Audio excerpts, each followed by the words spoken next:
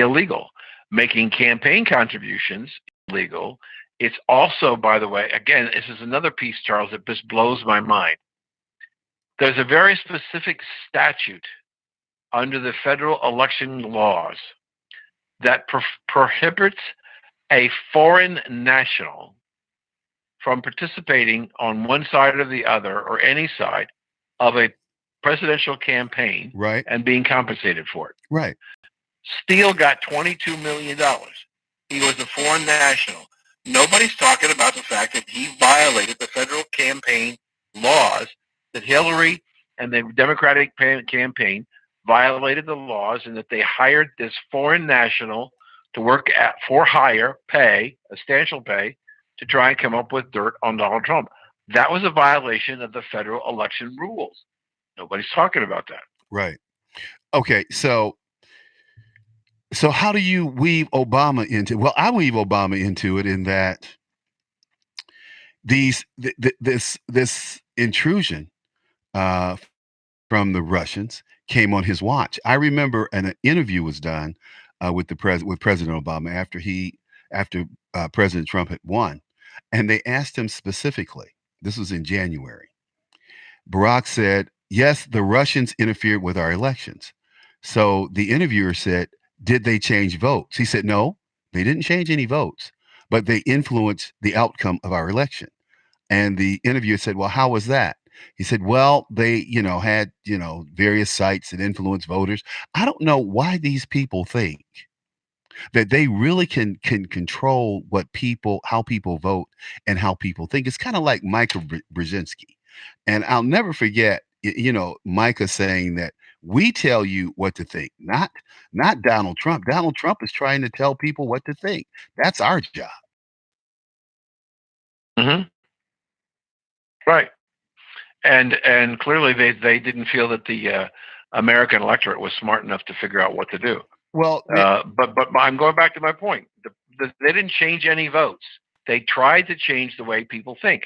Isn't that what Hillary Clinton and the Democratic campaign did to try and get Americans to vote for her as opposed to voting for Donald Trump? Didn't Donald Trump do the same thing, trying to convince the American people that she was the wrong candidate and to vote for him? Yes, that's perfectly legal to do that. Yeah. And so the idea that the Russians didn't change a vote, President Obama was correct when he said the election process is so decentralized and not linked electronically, it would be impossible for the Russians and any hackers to really get down to the voting machine level, because the voting machines then and of themselves are not tied to the internet. So you couldn't change a vote through technology. You can change votes by falsifying votes and creating fake ballots and things like that, which the Democrats clearly did to try to change the outcome of the election.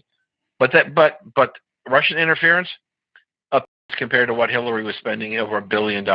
And so that doesn't hold. But what Lewinsky School, and he basically, where he may not have verbally approved every activity, he was clearly informed of, and what if anything they were able to discern. And as a result, he's culpable, in my opinion, for being a conspirator in breaking the federal election laws and needs to be indicted.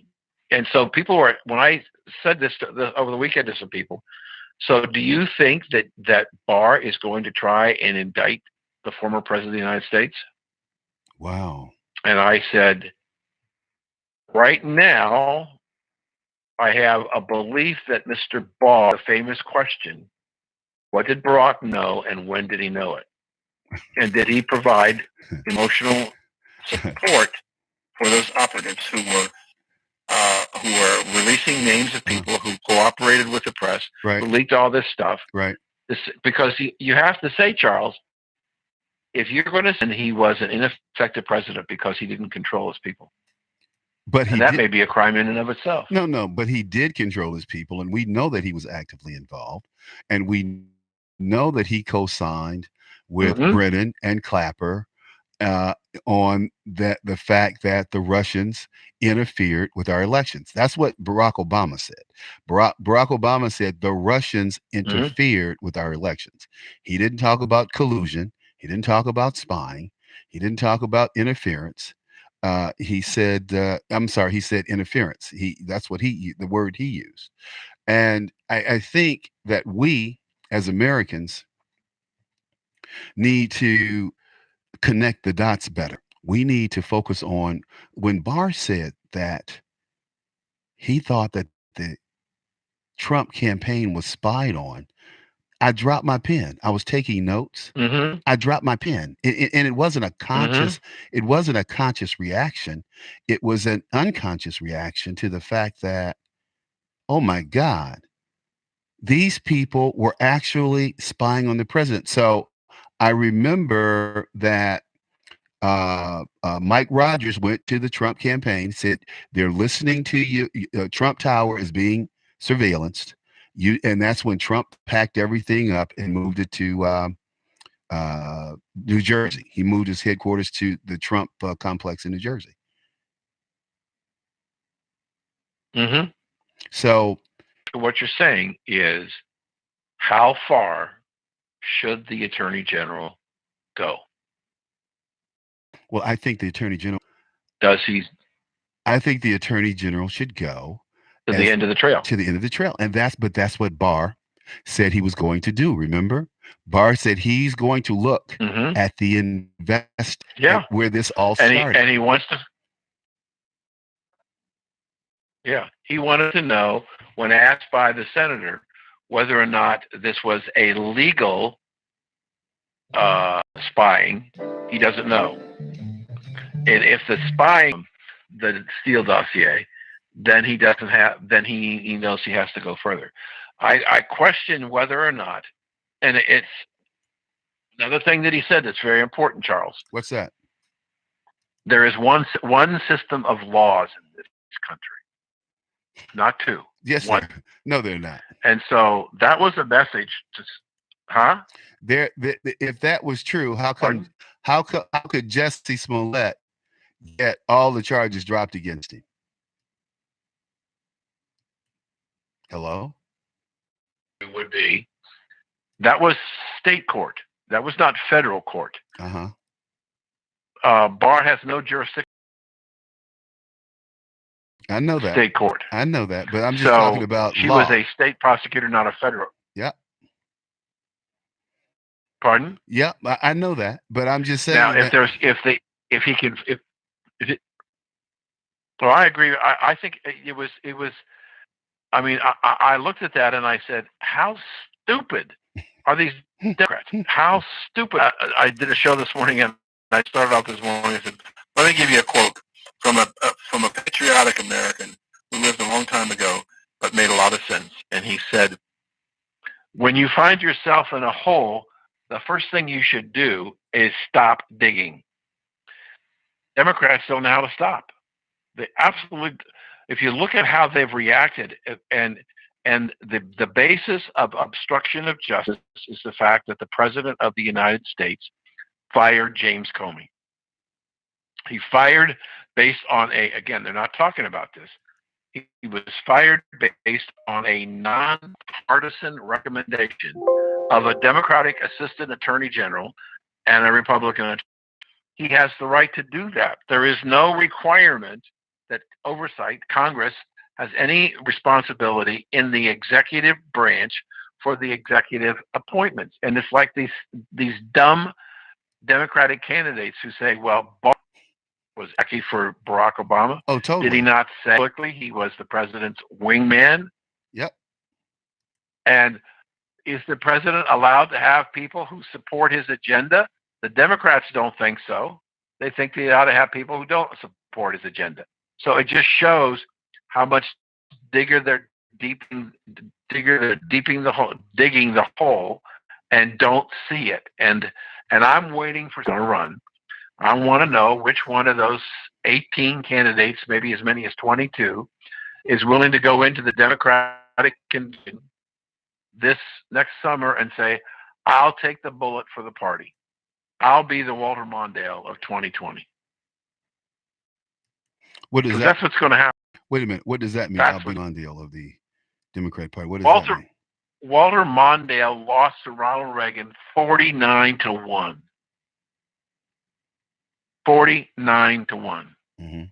I think that whoever runs against, if any of the Democrats that are out there now that are supporting the new Green Deal and 70% taxes and 3% taxes on your assets and all the stuff and make America a communist or a socialist country, the person who comes out and supports that, if that's the platform of the Democratic Party, is the sacrificial lamb that's going to run against Donald Trump, and they're going to get their ass whipped big time. The American people are going to reject it and reject him or her because that's not what America's about. And so the Democrats still don't see that. There are Democrats that are trying to move to the center, and there are the new young Democrats like AOC are trying to move further for the left. She wants Trump impeached. Well, in order to impeach a president, you have to demonstrate while he or she, it's very important, Charles, he or she commit any high crimes and misdemeanors while he or she was president of the United States. All the stuff the Democrats are talking about were during the campaign. They have demonstrated nothing to indicate that Trump did anything illegal as president of the United States. Well, and so you have to have to impeach the president. I have people on my Facebook and on my website who can't. People say, "Well, Trump's a racist." I said, "Well, right. well, give me an example." And they go, "Okay, what about Charlottesville?" Then when I explained to them that there were good people who weren't white supremacists marching in support. And when I tell them and point out examples of how these so-called protesters, liberals and Antifa folks, I said they remind me like they did at those cops, you would have had I said those white kids got away with attacking cops. They got away with destroying property. They did the same thing at Trump's inaugural. If there had been black kids out there knocking out office windows and turning over police cars and setting police cars on fire, they've died. They were been a liberal. I've never really liked Democrats because of that attitude. They're lawless, and see, their laws and what they do don't project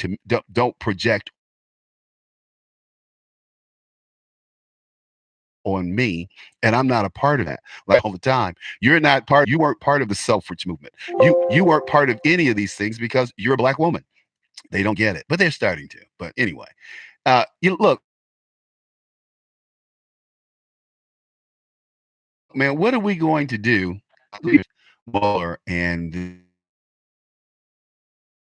this Elijah comes now he's backed up, he's hedging a little bit. Well, we need to really take our time and we need to think this through and because he knows there's nothing there. There's nothing there to impeach the president. And Nancy Pelosi has already said, let's forget impeaching the president. We need to focus on America. And they won't let go. They gotta go after Trump.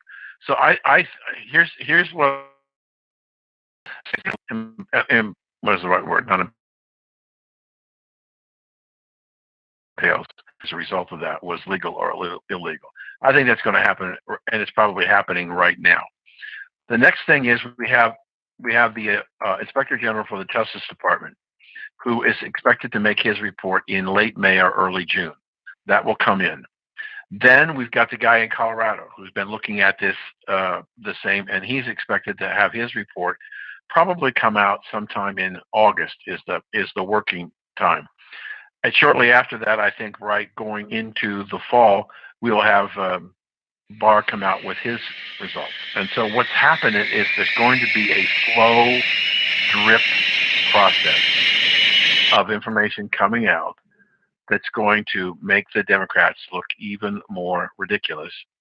And I think that it's going to create a serious problem for the Democrats because This is an amazing statistic that I have to give you that came out this morning. It came from Rasmussen, the polling people, who people I've followed for years, and they really do, I think, great work. They they did a survey last weekend of voters, and 46% agree with the Mueller report. So that's between I don't know and the rest. That's 54%. But what's amazing, Charles, is that those people, the 36% who are against, they're against it because they've been influenced, brainwashed, whatever the right word you want to use, Uh-huh. by the Democratic machine that they can't think on their own. Well, So, because the Democrats say it must not be true, they follow the logic and say, well, it must not be true. well, It's absolutely amazing that we have what tickled me is gone. how much uh how much emphasis, how much credibility they put in the Mueller report until the report came out. And then they were like, wait a minute, Mueller's a Russian. We can't trust Mueller. He's a Republican. We can't trust Mueller. It's amazing, man. Yeah, you're right, and I look at it and say, how is it possible that I don't know, was it 11 or 17 judge or lawyers that were in on his team were all Democrats and active Democrats, and as try as they may, they couldn't come up with any justification that what happened was in fact against the law, and that there was when they said there were no Americans in collusion with the Russian government, it had to be an absolutely devastating situation for people. And what's clearly happening is that the mainstream media and the special networks, the CNBC, in terms of viewership and Nah, listeners, it's well, just oh, collapsed. well, yeah, they had, Um, but you know what? This is the interesting thing. Where have those people gone? Because they haven't all gone to Fox either. So where did they go? Good question. I can't answer that. I don't know. Exactly. Do you So know? no, no, I don't. I was asking you. I thought maybe you Do read you know something. where you think you? Well, this is where I think people are going to go. I know a lot of things, but I don't know everything. This is what I think people junkie. I mean, I've always been, news junkie. Watch all that stuff. I did that for years, as you have, and Hmm. I find myself today Hmm. finding that there's just more and more repetitive news. It's like when you start looking at, say, Fox in the morning, about 10 o'clock through about 8 o'clock, 9 o'clock, when Tucker comes on, it's the same old thing for hours and hours. You turn peach.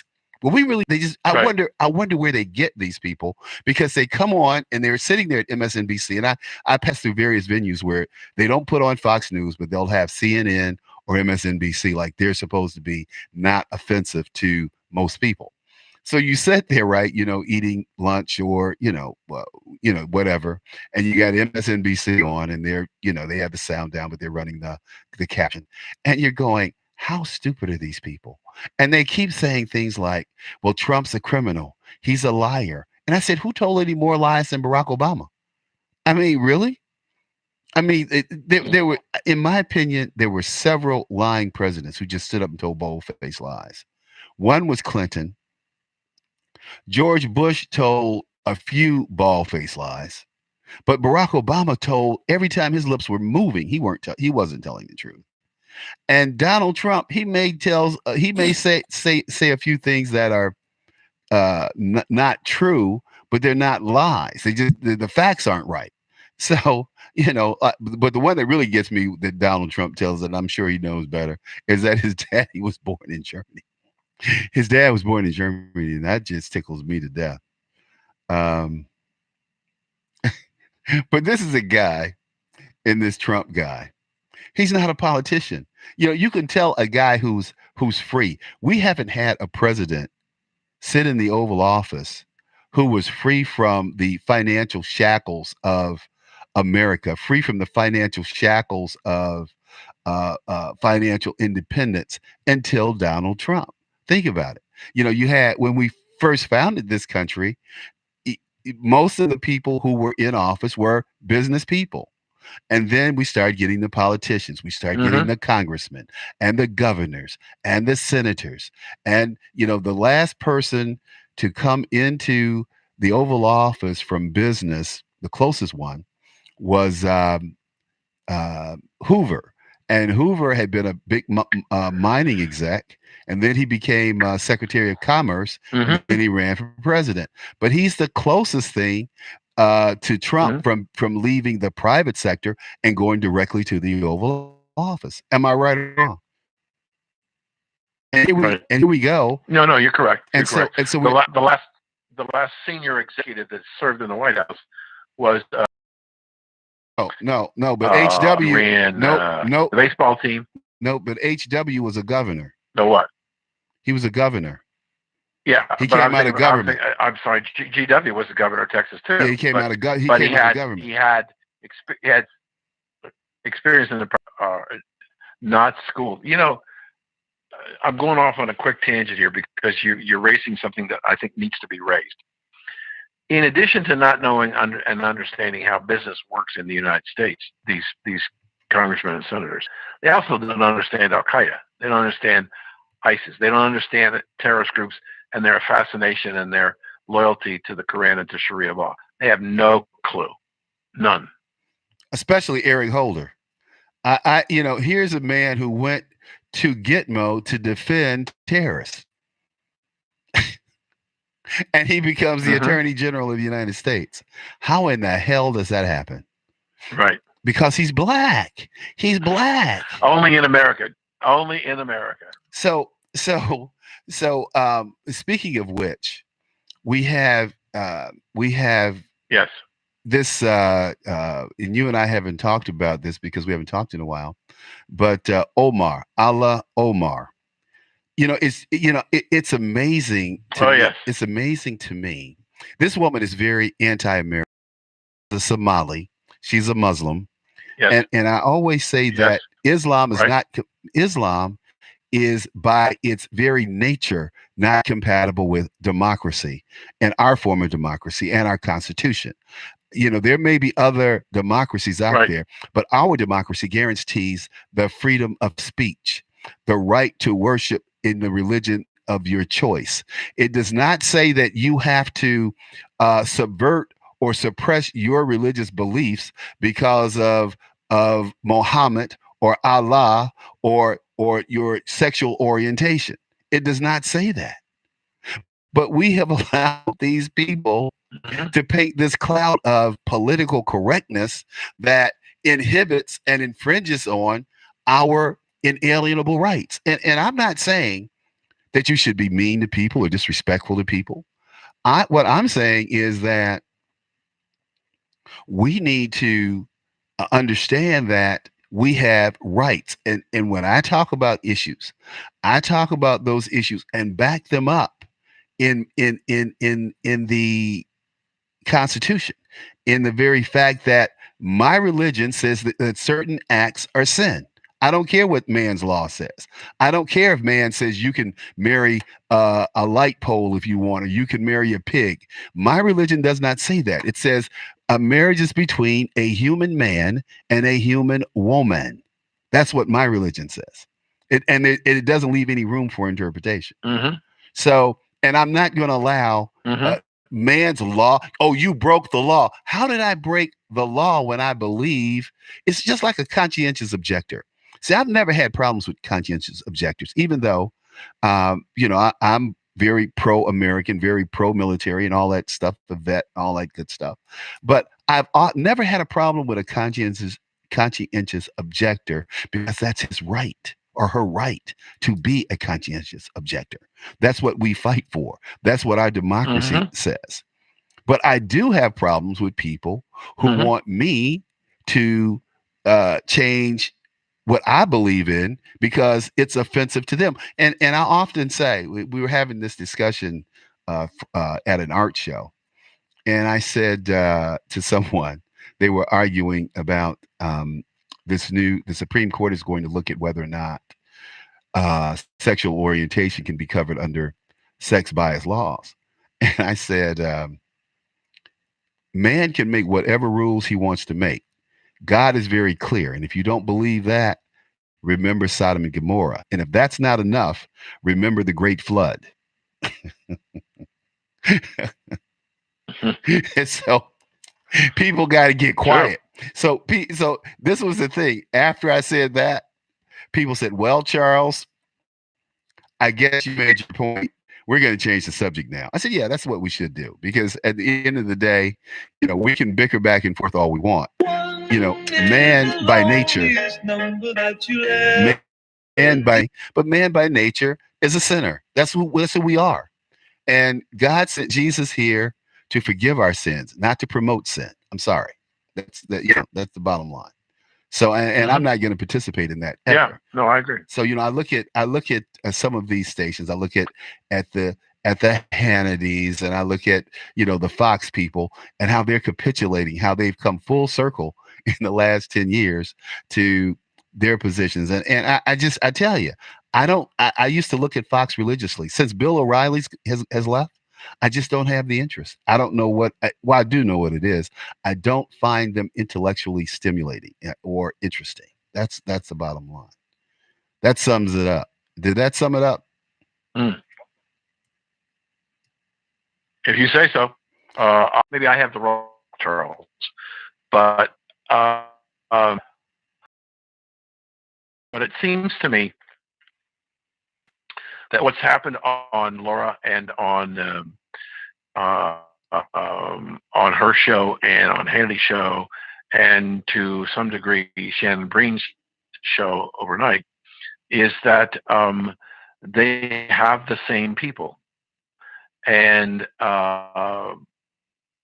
over time I become disinterested because it's the same crap that keeps coming out of their mouths.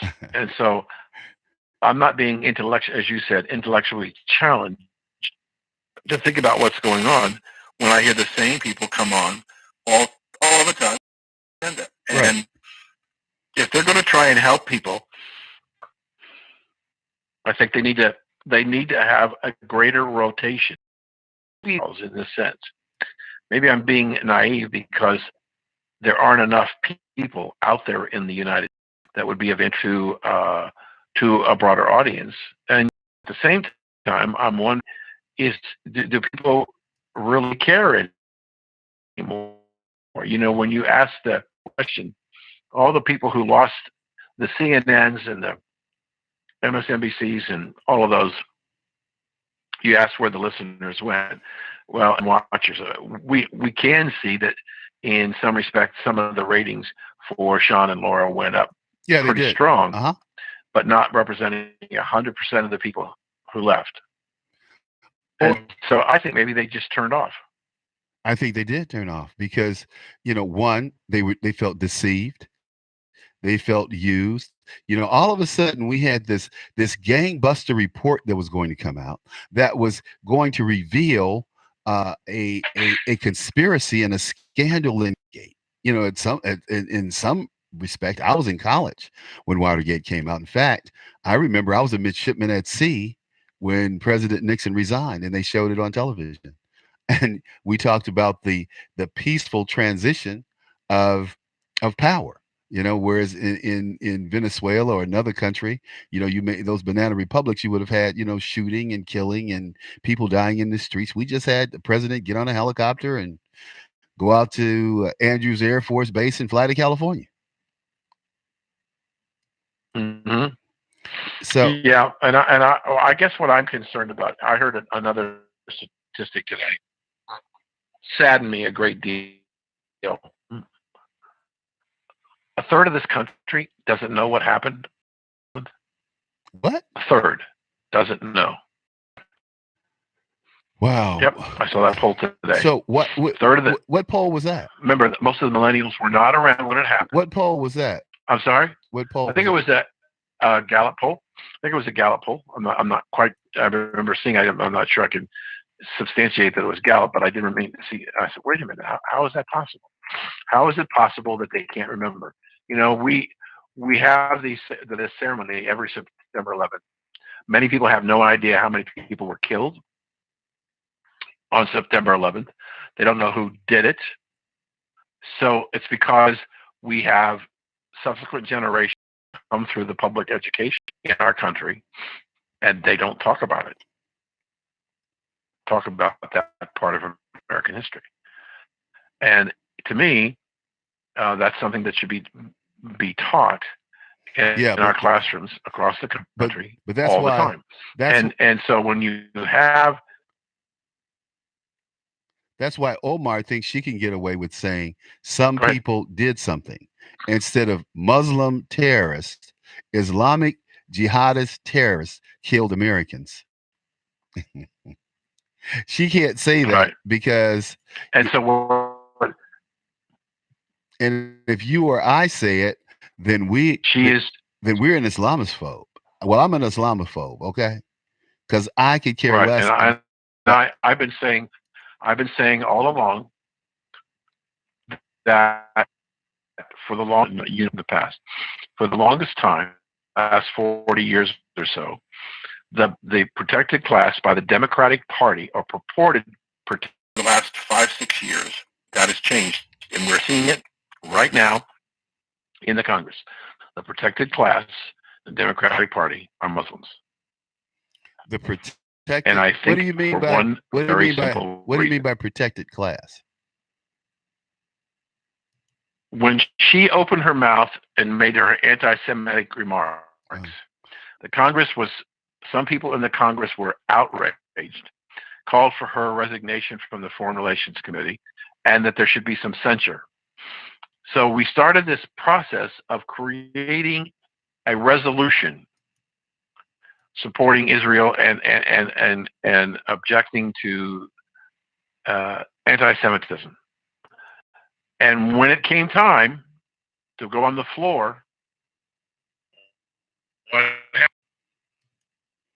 hello. That I'm here. Are you there, Yeah, I'm here. Go ahead. Charles? I'm here. Okay. Yeah. So what happened was they didn't put her name in it. They refused to come to the conclusion that she was the one who made the remarks and continued to make the remarks. She was the guilty party, and the Democrats to condemn her or penalize her. And it was clear, if you just watch what happened, when a Republican made some stupid remark, he was taken off his committee assignment and chastised by the party. When a Muslim says that, what she did, and there was no repercussion, the question that I tell people you need to start asking, ladies and gentlemen, who's in control of the Democratic Party? Are the Muslims now in control of the Democratic Party? I think so. Well, I don't know if they're in With control. two congresswomen, they're in control. I don't think they're in control, but I think they're certainly on their heels, and I think they're certainly on their heels, and I think that what we're going to see is I think you're going to see a change. I think you're going to see a sea change in how business is done in Washington, D.C. I really think so. I think that people are frustrated. I think that Americans are frustrated that we have a different set of rules for different people and that certain rules don't apply to all people. I don't know if I don't think that uh, Congresswoman Omar's remarks were anti-Semitic. I don't think they were anti-Semitic. I think she was right on point. But she could say that about any lobbyist group. You could say it about the NRA. You could say it about the U.S. Chamber of Commerce. You could say it about any group that gets money or policy Mm-hmm. cut for them. So I don't think it was. She's absolutely right. APAC supports congressmen and women to do their bidding and to support policies that support Israel, and they do. They do to the tune of about 20 billion a year to Israel. So I mean, that's what they're doing. If you like it, then vote out your congressman, vote out your. But everyone says, DC is corrupt except for my congressman. Everybody says that. It's like Danny You're Davis. right. You're right. Danny Davis is my congressman. I like Danny. He's a nice guy, but he's AOL. He doesn't promote any legislation except if it's for criminals, black criminals, and letting black criminals out of jail and back in our community. Other than that, he hasn't brought any money home. I mean, yeah. I mean, hey, man. I mean, what can you say? I mean, it is what it is. And Omar, Mm-hmm. she's just living the dream. If she was in Somalia, she couldn't have held office. And if she said some of the things she said, they cut her tongue out. So she can say what she wants to Right. say. She can do what she wants to do. But at the end of the day, she's in America, and they like the lady, Yeah. like to And leave. I said in a piece that I wrote about her, I said, if they want to throw her out of Congress, she's in a district that's so dominated by the Somalians, they'll put her right back in. And there's nothing that the Congress can do about it. They can censure her and suspend her and dismiss her from Congress, and they can be a new election, and she can be right back in again. It can happen again. Well, hey, It's a law. Dan, we have about we have We're out of a time. minute here. Yeah, we're out of time, and it's been great, man. It's just too short. But thank you for coming on with me today. I really I appreciate understand. it. Dan, what's your website? It's always a pleasure to be with you. DanPerkins.guru, Guru. All right. We will be back. Thanks again, Dan. And next time I'm on, we'll talk. Thank you, sir. Thank you, Take sir. care. Bye. You too. Hey, folks. Well, we'll be back tomorrow, and we're going to have Frank Venucio with us. So tune in, 2:00 p.m. Eastern. Thanks.